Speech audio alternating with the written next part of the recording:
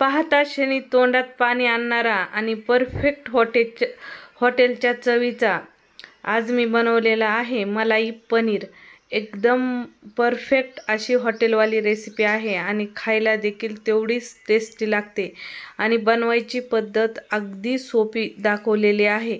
कुणीही त्याला म्हणजे फर्स्ट टाइम जरी तुम्ही ही भाजी बनवत असाल ना तर इझिली ही भाजी बनवून तयार कराल, इतकी मस्त आणि सोपी रेसिपी दाखवलेली आहे। नमस्कार मंडळी, मी वर्षा येवले माझ्या चॅनलवर तुमचं खूप मनापासून स्वागत करते। चला मग उशीर न करता आजच्या रेसिपीला सुरू करूया।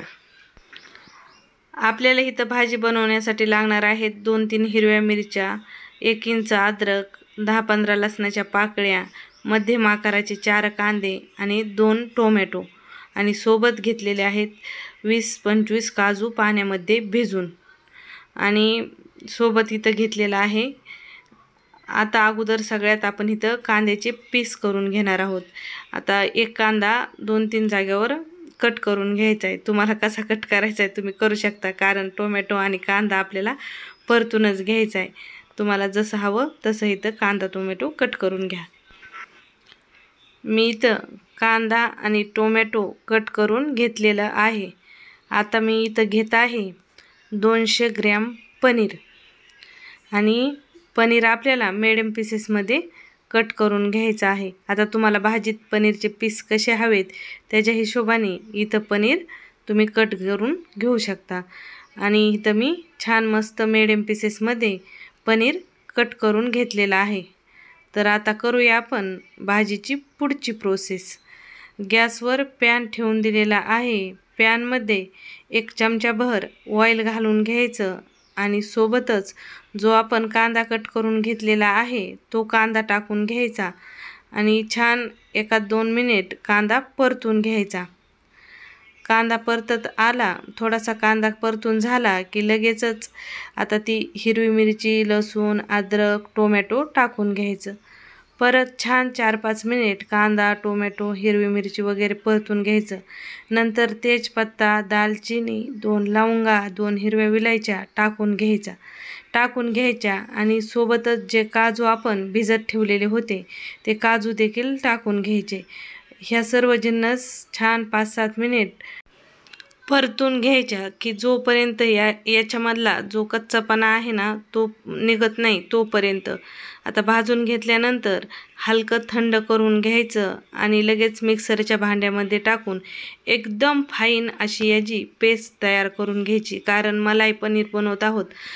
मलाई पनीरची पेस्ट एकदम फाईन आणि स्मूथ असते। तर आता इथं पेस्ट तयार करून घेतल्यानंतर गॅसवर कढाई ठेवलेली आहे। कढाईमध्ये आता तूप घालणार आहे। आजचा मलाई पनीर मी तुपात बनवत आहे। तुम्हाला हवा असेल तर तुम्ही बटर वापरू शकता किंवा तेल वापरू शकता, पण मलाई पनीरची भाजी ना घरी बनवली तर तुपातच बनवायची, खायला एकच नंबर लागते। तर इथं तूप छान गरम करून घ्यायचं। तूप गरम झाल्यानंतर अर्धा चमचा जिरे टाकून घ्यायचे आणि सोबतच जिरे छान त्याला तुपामध्ये फुलल्यानंतर जी पेस्ट आपण तयार करून घेतलेली होती ती पूर्ण पेस्ट इथं कढाईमध्ये टाकून घ्यायची। आता पेस्ट टाकल्यानंतर जे पेस्ट तयार केलेलं भांडं होतं ना ते छान हाताने पुसून आणि थोडंसं त्याच्यात पाणी टाकायचं आणि हिसळून ते भांडं टाकून घ्यायचं। म्हणजे जे एकदम आपण स्मूथ पेस्ट केलेली ना म्हणून ती मिक्सरच्या भांड्याला चांगली चिपकलेली असते, म्हणून थोडंसं पाणी टाकून भांडं हिसळून टाकून घ्यायचं। नंतर पेस्ट छान 4-5 मिनिट लो टू मिडियम गॅसवर परतून घ्यायची। जितकी छान मस्त पेस्ट परतून होईल तितकी भाजीला टेस्ट एकच नंबर येईल। तर पेस्ट परतून घ्यायला वेळ लागत नाही, कारण टोमॅटो, कांदा वगैरे आपण छान परतून घेतलेला आहे। तर कमीत कमी 4-5 मिनिटात ही पेस्ट छान परतून होते। पेस्ट परतत आली की लगेचच याच्यात पावडर मसाले टाकून घ्यायचे। तर ज्याच्यात मी टाकलेली होती 1 चमचा लाल तिखट, सोबतच मी इथं टाकून घेतलेला होता अर्धा चमचालाही थोडासा कमी गरम मसाला, 1 चमचा धना जिरा पावडर आणि सोबत इथं मी टाकलेली होती थोडीशी हळद पावडर। आता मसाले छान मिक्स करून घेतले पेस्टसोबत, फक्त अर्धा मिनिट छान पेस्टसोबत मिक्स करायचे आणि इथं मी टाकून घेत आहे अर्धा वाटी फ्रेश क्रीम। म्हणजेच मलाई. तर तुमच्याकडे अशी मार्केटची मलाई नसेल तर दुधावरची मलाई जी असते ना ती मलाई काढून छान फेटून ती वापरली तरी चालेल. तर आता इथं छान मिक्स करून घेतली मसाल्यासोबत मलाई मिक्स केल्यानंतर इथं टाकून घ्यायचं आहे दूध. तर आज आपण मलाई पनीर बनवत आहोत. तर मलाई पनीरची भाजी कुणी दुधात बनवतं आणि तुमची इच्छा कुणी पाणी टाकून बनवतं.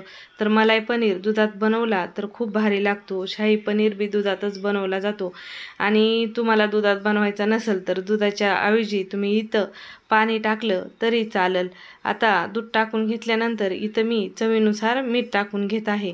आता छान इथं दूध वगैरे मिक्स करायचा. गॅस छान लो टू मिडियम ठेवायचा आणि लो टू मिडियम गॅसवर छान एक उकळी याची काढून घ्यायची. आपली जी आपण दूध वगैरे टाकून घेतलं आहे ना या म्हणजेच आपल्या पनीरच्या भाजीची एक उकळी काढून घ्यायची.